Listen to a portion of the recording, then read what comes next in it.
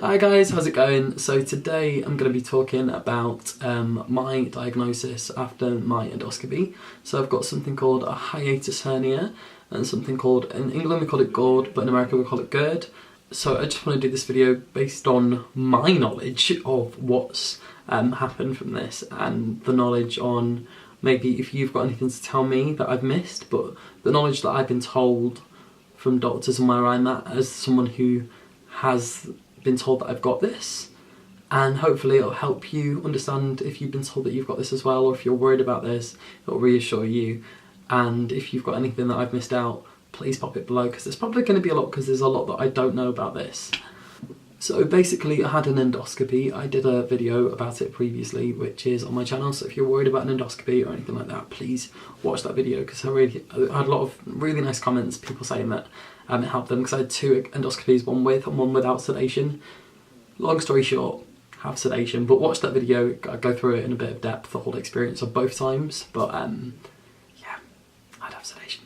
Anyway, so after that I had a brief chat with the surgeon. I was a bit sedated at the time, but he briefly told me that I had some inflamed polyps. He took samples from them, and I had a hiatus hernia and something called GORD.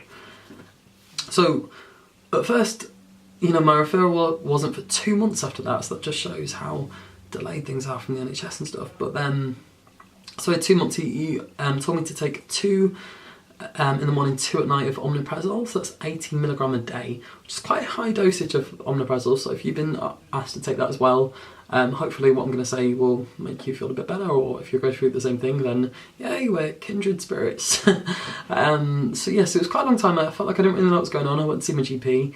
He kind of explained it a bit better. He kind of made me feel like I wasn't supposed to be there, which isn't the nicest thing after you've just had an endoscopy and I've just gone to see my GP. But basically he told me that, from my understanding and from what I've researched online, is I've got like your stomach, your esophagus, and so I've got some polyps in the esophagus, and then the stomach, because of my hiatus hernia, it's sort of like affecting the filter between my esophagus and my stomach. So acid is freely going into my esophagus, therefore inflaming polyps. And we don't ever want polyps to be inflamed, because, you know, we don't want new cells to develop in them, because we don't want it ever to become something serious.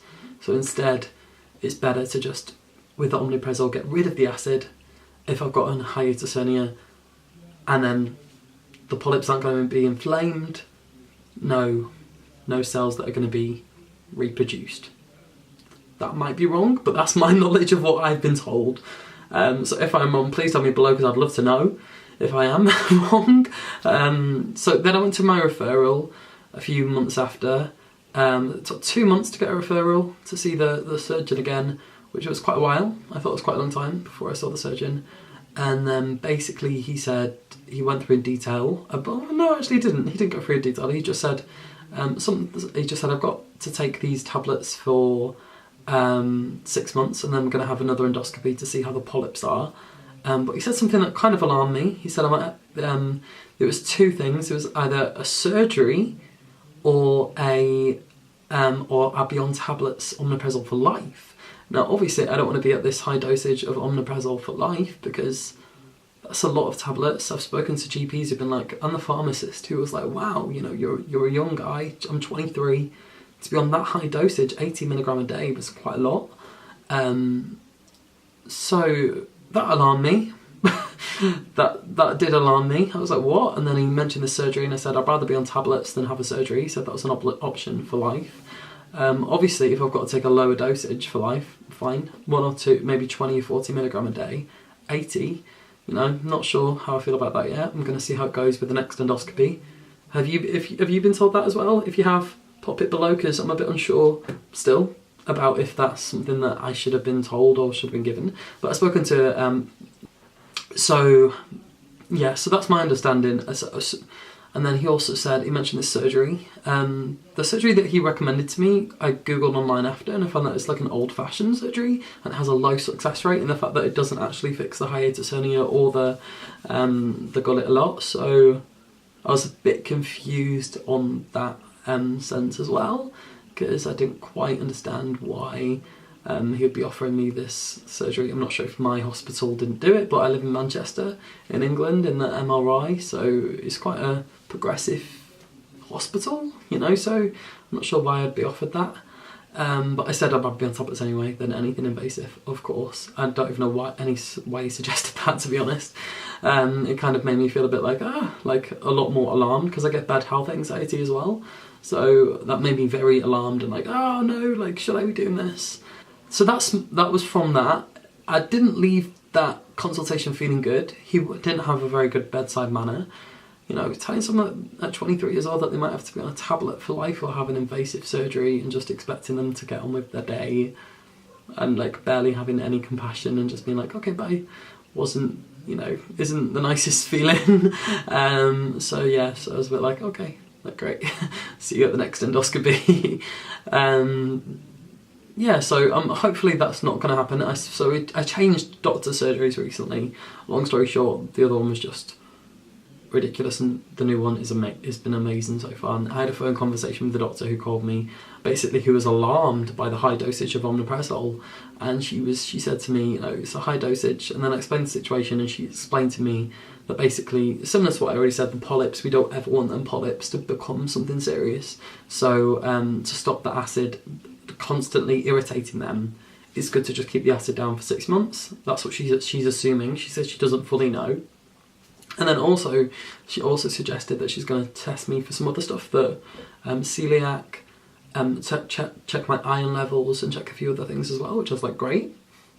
But she did make me feel a bit better as well, because I think there's some lifestyle changes that I was sort of like told intensely by the other GP. You know, I used to do sit-ups every morning, about 100.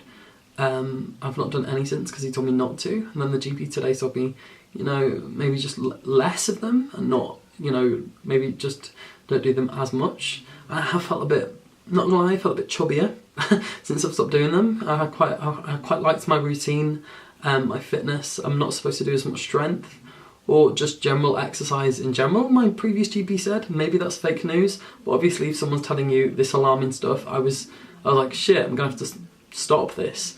So I've just been swimming instead, but I felt like I have put on a little bit of weight since taking the tablets. I'm not sure if anyone else with omeprazole has put on a bit of weight as well. I've put on about half a stone in the past 6 months, so I'm really watching what I'm eating now, and I'm really getting back on my exercise. I've cut out caffeine, so I've only had decaf since I got had that chat with the consultant. I've not had much alcohol, maybe a couple of glasses of wine in like 4 months. Not smoked at all. Well, I don't smoke anyway, but I never even have, so not applicable. But they were the things that irritated it. Chocolate is kind of my downfall, and chocolate is apparently one that causes a lot of acid. And I was like, you know what, I've given up a lot, so I'm sure I can still have some chocolate, because you know, I don't have a lot of the other stuff. I've cut down my caffeine. Trying to eat a bit generally healthier, there was that as well.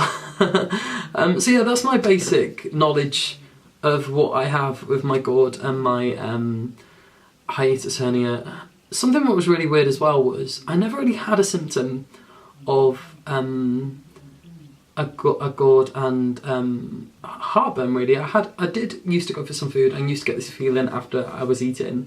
And then when I started taking these omeprazole tablets, I've not had any heartburn since. I was quite windy as well, so maybe that was something related to that. I don't know. Please tell me if it is, because I have no idea. And then since I've started taking tablets, I've had none of that. No wind, no heartburn. So probably something there has helped, which is great. But it was just strange being told that I might have to take tablets for life for something that I wasn't having any symptoms for. And just something that I went for the endoscopy for something completely different. So then, I think something else alarming, he was like, oh, it could have been a medical emergency in a few years if you wouldn't have found this out now. And I was like, what? Like, I'm 23 years old. Like, I wasn't even going for the endoscopy for that. So if I wouldn't have gone for the endoscopy for that, what would have it progressed into? So I feel really lucky in that sense that, you know, they found it, they know what it is, and I'm going to take action. And I do get bad health anxiety, so that wasn't the nicest chat, but the doctor today really reassured me. And it's been a few months, it's June That was in February, March, so it's been a few months now I've been on the tablets. I'm going to go for my second endoscopy later in the year with lots of sedation, so I don't remember any of it. Absolutely dreading it again. I wish I didn't have to do it. Yes, I go for my second endoscopy, get that all cleared. Hopefully the polyps have gone or reduced. I can come down on my tablets and then maybe just have 1 or 2 a day. That's what I'm hoping. And then just see how it goes from there. And then maybe in a couple of years after that, having another endoscopy and see how it's getting on. That's my hope. And that's kind of what the GP said today as well. And hopefully there'll be no more symptoms. Hopefully that's the same for you. Please let me know below your experience and if you've got the same thing as well. If anything was wrong in this video, please comment below as well and alert the people. So thanks for watching. I'm trying to boost my subscribers as well, so please feel free to subscribe and I'm trying to boost them up, and I'm trying to do some more regular content. I was doing like a lot of book reviews and music reviews, but no one was really watching. So I think I'm just going to turn it into just random chat about different stuff, and maybe some travel stuff is on there as well. Yeah, so thanks for watching. Whatever you get up to for the rest of your day, I hope you enjoy it. And yeah, like, comment and subscribe.